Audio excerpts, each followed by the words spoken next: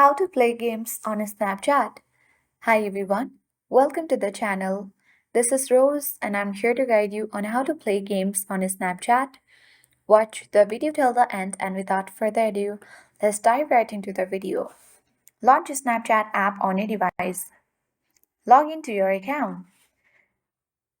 Now tap on chat icon at bottom left corner to access chats. Select a particular chat where you want to play game. Now tap on send a chat and next to it you will see emoji icon. Simply select that.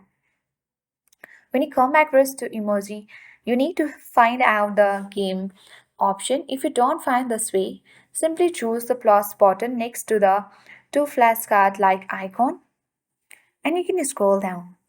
Here we can see the option to current location or sharing location only or recent attachment. But there is no such option to play games on Snapchat. Maybe this feature has not been yet launched by Snapchat.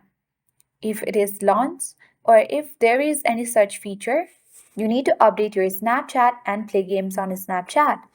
So simply you need to stay tuned in order to play or know about playing games on Snapchat. For that, make sure to subscribe and hit the notification bell for more updates on Snapchat.